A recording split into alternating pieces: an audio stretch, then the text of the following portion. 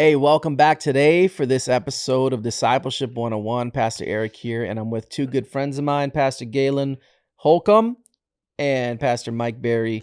Man, we're continuing the discussion. Last week was a great sermon. This week is another great sermon. And Galen, why don't you kind of, I don't know, man, just open it up. What are we talking about today? So we're continuing the conversation on discipleship. And we were just having a little convo before the convo and just talking about how really the question that a lot of us wrestle with as we come into discipleship with Christ is how much of ourselves does Christ get? Is that like just a big bucket? Is there like tiers? Is there an order to it? What's enough, right? Yeah. What's like enough? How much? What does he want? Yeah. What's this gonna? I always think about someone going into like a deal. You know, my brother, he's a great negotiator, and so he's just like, all right, so he's very cautious to sign up for anything or to agree to something without understanding the full terms, right? Mm-hmm. It's like, okay, what does this actually mean? What am I getting into here, right? It's essentially the Smart conversation. man.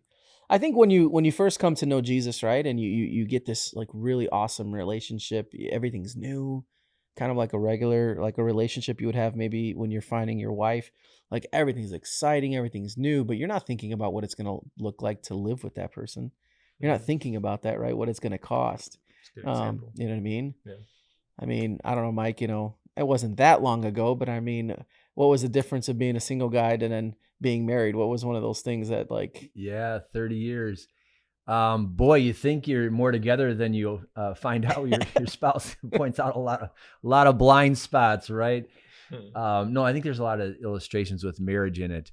One thing as you're talking to that stands out to me is that, when you think about the cost of discipleship and you hear both some of these passages like Luke 14 yesterday or Matthew 10 is similar, and we talk about the cost, commitment, sacrifice. It's not that God is trying to make it difficult for us, that he wants us to suffer. Yeah. It's that we live in a broken world and it's hard to follow Jesus. We've got our own flesh, our sinful nature, the world culture, which is always somehow against following Jesus, as it's different idols, it's different ways. And then there is a spiritual world, a devil and demons as well. So the flesh, the world, and the devil oppose people following Christ. So it's not that God is against us. He wants us to have a hard time. It's just, this is a narrow road, as Matthew 7 puts it. So it's going to be tough to be faithful to Jesus in this world, but worth it. Yeah, totally worth it. And I think that's the thing that really we lose sight of, right? Especially, I think, I'm always thinking about, especially when I'm thinking about this series, Discipleship 101, I'm thinking about the new believer, someone who's just learning what it means to follow Christ, and they're hitting the walls that almost everybody hits, right? You start to lose friends. Your family doesn't want to talk to you anymore because you think you're better than them, and you start to hit these bumps in the road of following Jesus because you're now firsthand experiencing the cost, what it's going to cost you when your love for Jesus may look like hate to others, Galen, give me some examples. I mean, maybe in your own life or ones that, as a pastor that you've heard, where love for Jesus, putting Jesus in that proper priority place can look like hate to the rest of the world, right? And we're picking off of Luke 14 where Jesus, said to hate your mother, father. If you don't, you can't follow me. Yeah, and this Sunday at my locations had a couple of our elder team preaching, but one of the guys, Corey, good job, brother. He was talking about how the Bible says, Jesus himself says a lot of the verses like to honor your parents, right? To love your wife, and that's what it means to look like the church. And so then he's like, so what does this mean? The contrast then that Jesus would say, hey, hate your parents, hate your wife, your children, And so I think it really is just like recognizing that it's not literal, it is in comparison. It's not like we're just like trying to make a hard verse softer. I think it is actually the root of that verse. Yeah. Is actually in comparison to how much we would give Christ, nothing else can compare. I think Francis Chan in one of his books or messages or something, said it's like you can make a list of priorities in your life and it'll be like but then God isn't even on that list. It's like God is like up here, right? And you got this huge gap between the rest of your life. You have this gap from where God is. It's not like 1, 2, 3, 4 like that. It's like 1 and then 2, 3, 4, down here. And I think it's helpful for me even in that passage to think about, and how that looks in each of our lives has to be worked out with the help of community, with the Spirit. And one specific example in my life, I remember I first became a believer, 18 years old, wrestling with how this comes into my relationships, romantic relationships. I was dating this girl who was not very least was just definitely not on fire for Jesus. But, I just kept feeling from God, he was telling me to break it off. And I was in this, but I was like, it was so difficult. And even people didn't understand even why, friends, whatever. Like why you were dating her in the first place? The opposite. Why I would even consider why there was problems, It's like, oh, this girl's pretty chill. Seems like a great fit, and I'm just like, but there's no passion for Jesus. I was like a fresh believer on fire, feeling like just all this. And so there was like a 3-month wrestling with God in my life of the cost in that regards. And even though people didn't really understand, I'll share how it is. But I had a dream literally where God confronted me in my dream and said I was being disobedient. And even though I had been reading the scriptures, I'd been having I knew what I was supposed to do, but then it was this dream where finally it was I woke up and I got in my car and drove over and broke off the relationship. And it was, and to say it wasn't I went away rejoicing either. It was difficult, man, a year of just healing and pain because it was so hard to actually do that. And so it took quite a while to kind of see what God was doing there. But I had to really wrestle with, do I believe God is Lord? Jesus is Lord of this area, even though it's painful, even though I don't know how this is going to work out. Yeah. And, now, man, 16 years later, praise God. God knew far better what plans for my life. But at the time, and for anybody listening, you think whatever that is, it could be something like a relationship. But I think it could be anything in the moment. The enemy can make it so big. Your dreams, your career, right? So many people put this priority, love priority is what I'll call it, right? It's the priority of love. And for when you're not a Christian, before you're a Christian, when you are literally living for yourself, or you may make someone else an idol. Could be your spouse, could be your boyfriend or girlfriend, right? Could be your kids, it could be your career. And you can put that thing where God's supposed to be.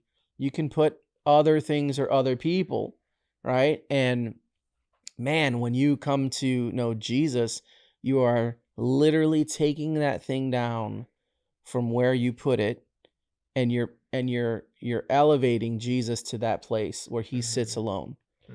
And it's is it worth it? Absolutely. Is it easy? Absolutely not. It's not. It's one of the hardest things you'll do. It's the best thing you'll do, but it's a hard thing. I think that's why Jesus uses such this really strong language, right? If anyone does not hate his father or mother, right? And I think about the people listening to that in that day, to hate your family was like a crime, So what is he saying? What does this mean? Right. But it is that priority, right? He goes into, well, before we get into that, did you want to say anything, Mike?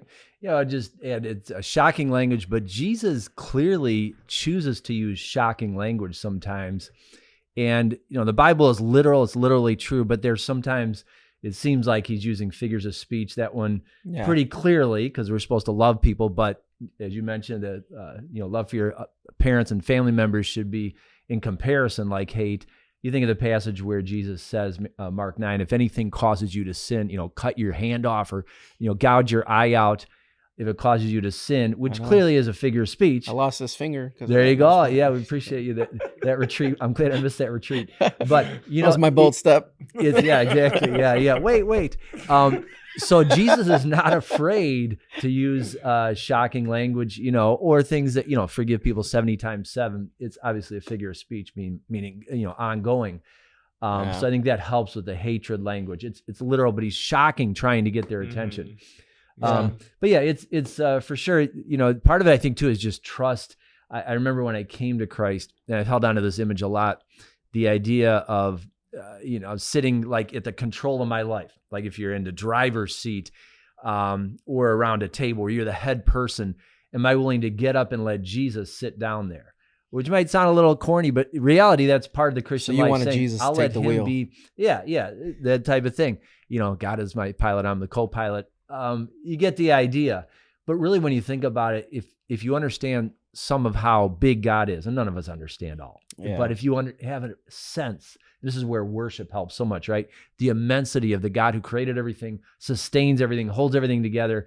Would I rather have him calling the shots in my life or me? When you really, if you can put it that way, I don't trust myself. I don't trust my judgment and discernment. So if I can, do that, it's like obvious. Let me release this. God, please give me wisdom. Because my wisdom is going in the wrong direction. But it goes against our natural tendencies. Yeah, totally. And I think a lot of times too, when you're learning what it is to follow Jesus, or maybe you've been walking with the Lord for many years, right? And these are still some of these things that we battle with, right? Trust seems to be that battle that I keep coming back to learn again, right? Sometimes I grow in my faith and I trust the Lord, and there's other times where I feel like maybe I'm taking a step back and I try to take back the reins, so to speak. But when somebody starts, I just think of so many stories in my head of people who started following Jesus, and then because they were following Jesus, like their husband got really upset because, she started tithing, right? Why would you tithe? What are you giving our money away for? They got enough money. That's all they want is your money, right? And they get mad because you're putting Jesus at a priority, right? Or the natural, you don't drink anymore. You don't curse anymore. You don't do these things. Like your habits start to change because you feel this conviction, but that comes off as self-righteousness. Oh, you think you're better than us. Oh, you think you're better than us, right? And it looks like hate. It looks like I'm condescendingly looking down at people who haven't arrived, right? And that's not it at all. That person's making some of the hardest choices of their life to be holy, to separate, right? And choose to follow Jesus. They're taking up their cross in that moment, dying to the things that they used to do. And trust is a huge one. Jesus goes in Luke, he talks about the builder, right? He uses these two analogies, one about the builder, the other one about the king. Well, the builder really is about counting the cost. It's about not just doing something in a cavalier sense, but thinking through what it means, right, to follow Jesus. And I love this because so many people I've heard so many times talk about, man, you just got this blind faith. Like, no, man, I can't. I don't have enough faith to do it that blind. Like, I have faith, but I also have certainty, right? The certainty of Jesus's promise, right, of who he says he is. And the builder, he's mocked later because he started something that he couldn't finish. So he's warning us. Jesus saying, hey, if you have ears to hear, right? Count the cost, and I know many people come to know Jesus and maybe they said like a simple prayer, but they were never discipled of what it means. I consider that such a huge disservice because as soon as something hits their life, they kind of just, kind of flail. But sure. Man, what would you say to the person who, what would you wish would be said to the person who's really contemplating what it means to follow Jesus, right? What should they hear when it comes to counting the cost? Galen.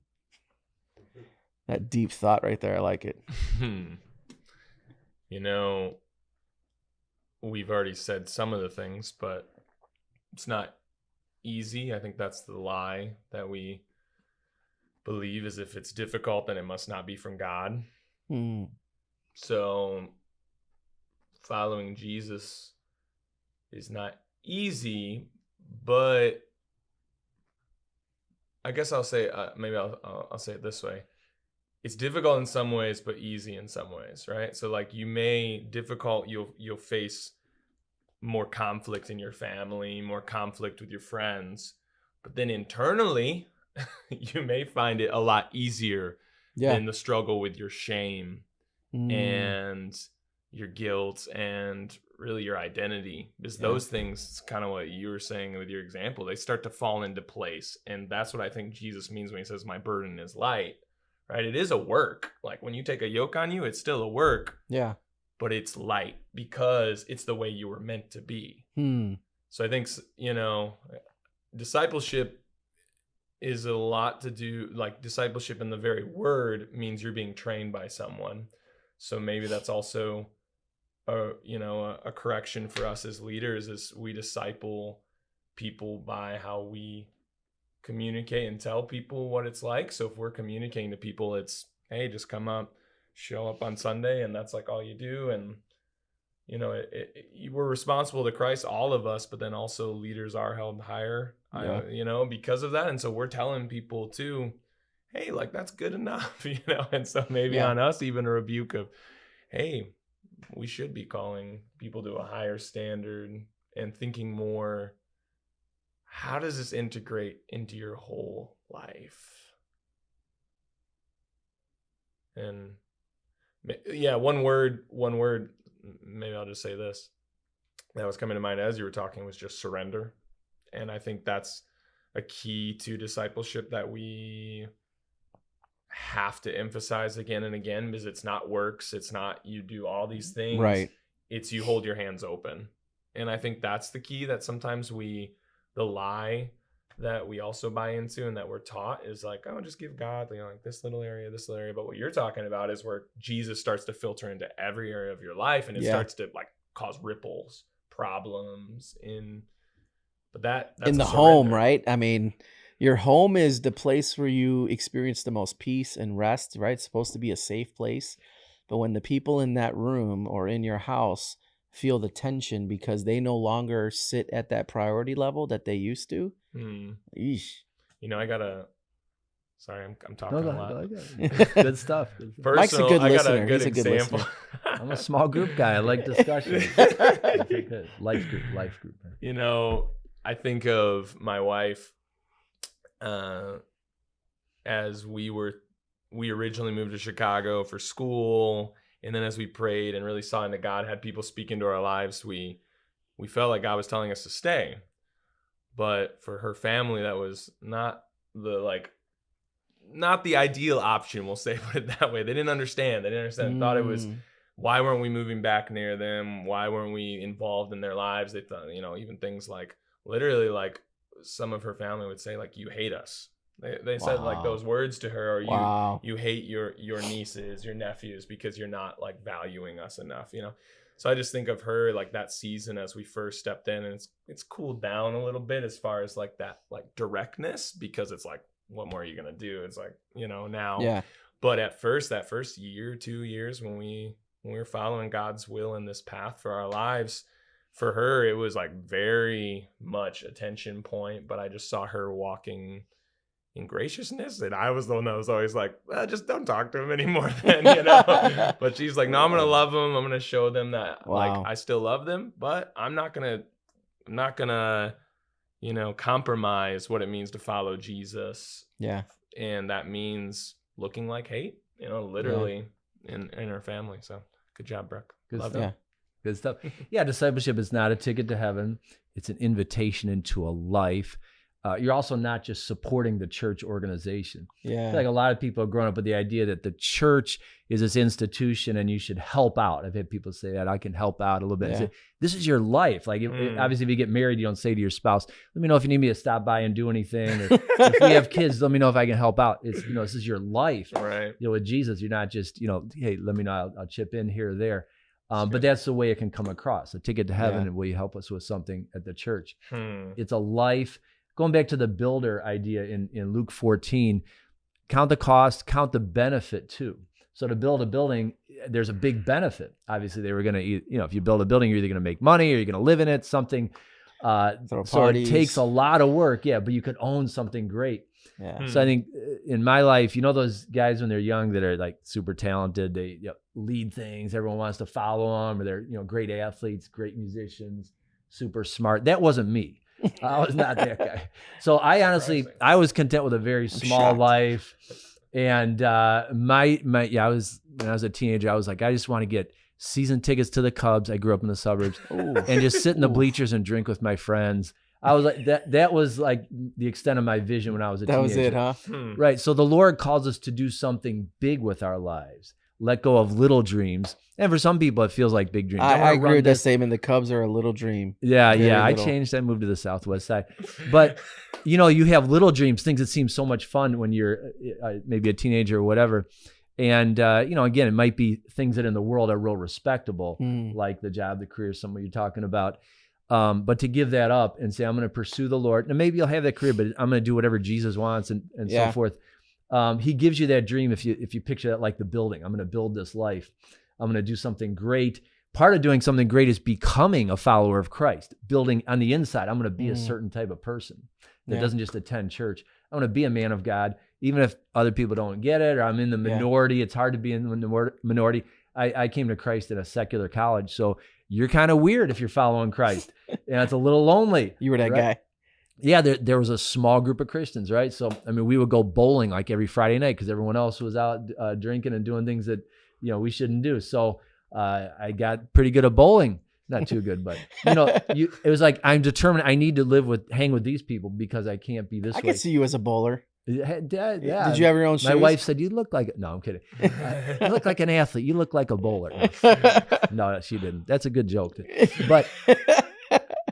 But building the building, becoming a certain type of person, doing something with your life. I had no desire to lead, to be in, you know, any ministry position, you know, but, you know, the Lord calls you to do something, whatever it is, it's going to be significant, but it's going to be a cost. You know, again, you think of the cost, building the building, clearing things out, digging a foundation. But you can do something great with your life, or you can end your life saying, I have a little shack here. I have a little tent. This is what I do with my life. Yeah. I got a bunch of clutter out here that I can't take with me. As opposed to a building that housed a bunch of people, blessed a bunch of people.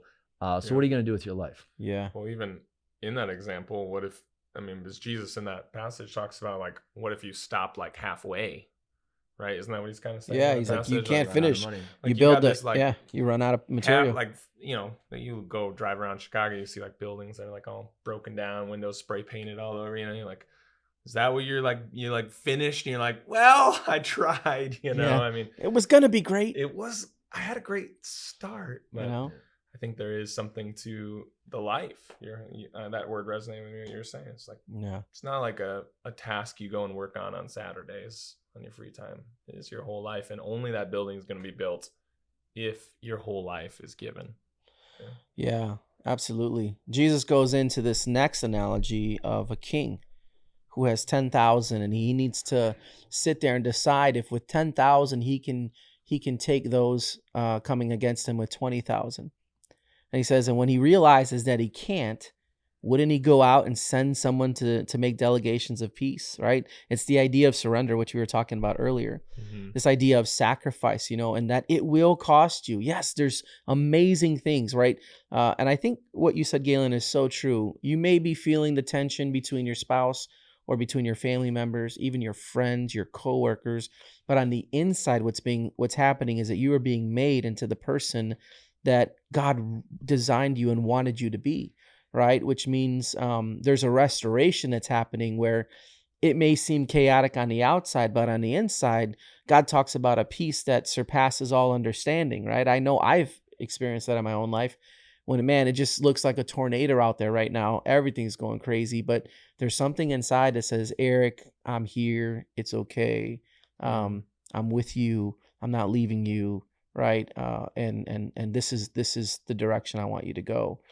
That idea of sacrifice. And I love that idea, or of surrender, I should say, rather. It's like a king. The king would have to kneel. He would have to surrender to this other king. Right. And so in essence, I like the picture of that. We're all kind of the kings, right? We're the little kings of our own castles. Right. And what it requires to be a follower of Jesus is to lay down that kingship of our own little kingdom that we're establishing or making, and letting Jesus be the king, right? This is crossing that threshold of not just letting Jesus be savior, which everybody wants Jesus to be savior, but very few people allow Jesus to be Lord. You know, and they want all the benefits, right? And benefits are great to look at, but when you don't think about, well, what does that mean? That means I don't make the decisions anymore. That means when God says stay in Chicago, it's going to upset your family, but that's what you do, right? And for me, I remember I had no desire to be a pastor. That was like the furthest thing from my mind. I wanted to play music and get out of Chicago, right? And tour and play and travel, and that's what I wanted to do. And when the Lord said, Eric, I want you to stay in Chicago, it was like it's like all the wind got knocked out of me. And me and Connie cried, we prayed. And when we decided, I felt like the Lord tell me, I want you to work within the church. I was like, that was not at all what I wanted to do. Right. But that's what the Lord had called us to do. And then 2 years later, we get into ministry. Right. And I became a pastor, and, here I am. But, those defining moments, kind of like a fork in the road, right? There's the road that says, this one's a little narrower, but this is the direction Jesus wants. Or you can do what you want. You can do what you desire, right? And because we are these little kings of our own castles, right? Well, we are given free will to make these decisions, man. I'm sure we have a ton of stories of where we've seen this, where people make the right decision or when people made the wrong decision, and we've seen the outcome. But what would you say to somebody who's like wrestling with the control, right? The control of their own life. I've met very many people who tell me they're self-reliant, right? I'm self-reliant, where they don't need anybody, they don't need anything, right? What would you tell somebody who's struggling with that? Let me say with the king illustration, it's a tough story to understand. In some ways, you could look at it like you mentioned, that the king represents the Lord. If you don't go along with him, you're going to lose. Yeah. And it's kind of like a storm is coming, and it could be death. You could look at it that way. Yeah. In a secular society, death is pushed to the fringes. We don't talk about it. Isn't it weird that we're all going to die, and yet if you bring it up around people, they act like you're out of line. You shouldn't talk about that. It's inappropriate. The storm's going to come and take away everything. You're not going to take anything with you, all your accomplishments, all your possessions and everything. So you better be ready. You better be ready. In a sense, it's the judgment of God, honestly. So if you have a fear of God, you understand this is coming. I'm going to make peace with him because he's going to show up in my life. Yeah. And if I'm not ready, there's no second chance. It's a horrible thing. Yeah. So it's kind of, I think, goes along with the fear of God, counting the cost. I guess one of the ways not to be ready also is just to say, I'll wing it. I'll just see what happens. A lot of people have that attitude. I trust myself. I'm going to live my life. I'll wait till I'm like, if I get sick or I'm on my deathbed, then I'll ask Jesus. Which would be like a king or a national leader. Just, we'll just see what happens. Whatever happens, happens. Bring it on. We'll deal with it. And some people have that attitude, kind of, it feels like a bravado, tough. I'm ready, but you're not going to be ready if on your own. Yeah. For me, a quick story, and we all have different testimonies, and we're pastors here. We're not saying that's obviously a lot of different testimonies, but for me, a part of it, like you're talking about, and you mentioned this too, was giving up pursuing another career, which most people do. And I'm glad there wasn't social media when I was in my 20s, because that would have been really tough. I like the saying, comparison is the thief of joy, right? Not in the Bible, but I think it's consistent with the Bible. So for me in my 20s, all these guys I knew were going ahead, climbing the ladder, making some money. And because I was pursuing ministry, I was working real low-end jobs. I was trying to learn ministry and felt like I should just work basic jobs, barely above minimum wage, but I would have the nights free and not have a lot of extra, things from that job. So I was living at a much lower level than the people around me. First world problem. I was getting by in America, but by comparison to other guys, I felt like a loser. I thought, who's going to marry me? I had no money. This was in the era of pagers, right? Didn't you have a pager back then? Yeah, eventually. Yeah, could barely afford it. They repossessed it. No, they put a boot on it. But to have that time where you say, I'm not going to pursue a career that would make a lot of money and be comfortable, but of course, that's building a house that doesn't last. Yeah. But there's that temptation there to say, especially when you see other people that have certain blessings and you feel like, man, I could work as hard as that guy. I could do that. I could do that. But to give it up, and I was working jobs I didn't like that were dead end really for years through my 20s. And I knew, man, I'm young, I'm single, I got energy, and I'm not learning any life skills at these jobs. Yeah.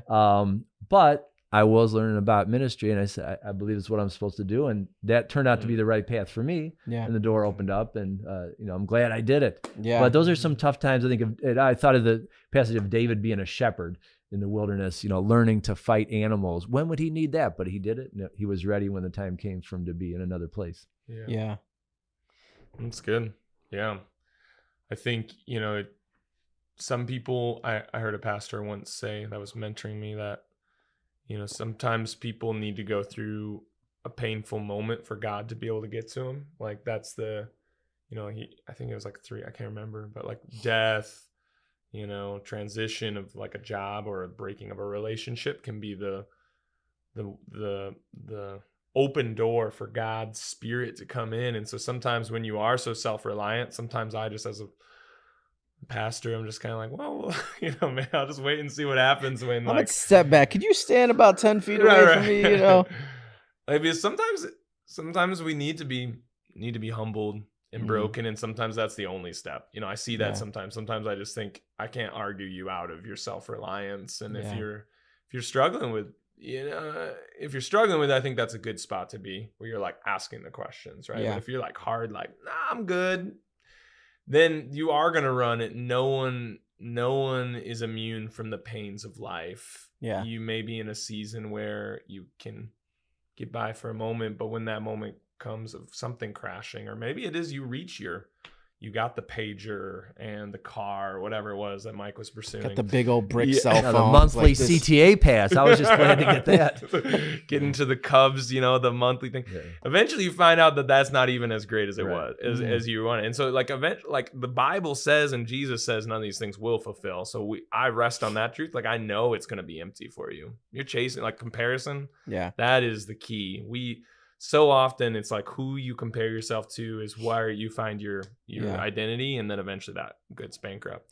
But if you are wrestling with it, just knowing the shortness of the things that we have, man. I mean, go to a funeral, and one of our other pastors, I was at a funeral on Saturday, and he said, the scriptures say it's better to go to a house of mourning than to a house of rejoicing, right? Better to go to a funeral than to a party. The reason is because the funeral will remind you how short life is, what really matters. And so at that funeral was just seeing that. So I think sometimes we have to be constantly reminded what really matters, how short is our life in comparison, Yeah. And just, what we give up, right? The cost, what we give up, I rarely ever think about the things I gave up as a teenager to come and follow Jesus. Now, as a husband and a father and a grandfather, I don't miss those things. Those aren't the things that I'm like, man, I really wish I would have held on to that. That really mattered in life, right? None of that really matters. And that, even those things, they don't compare to what the benefit of knowing Jesus, of having Jesus there. And so one other thing I thought about, as Jesus is talking in Luke 14, he's on his way to die. He's on his way to be crucified. And I was reading a commentary, the Bible Knowledge commentary, and it was talking about how Jesus wasn't enamored by the crowds of people that were following him. That wasn't something he talked about. He never said, oh man, look at that, right? We got 5,000 today. Look at that. I mean, I'm doing all right. He didn't say anything like that. He was never enamored because he knew their hearts. These are the same people that were cheering him on now, but then would yell, crucify him later. And the commentator wrote this. He said, it's easy to be a fan in the crowd.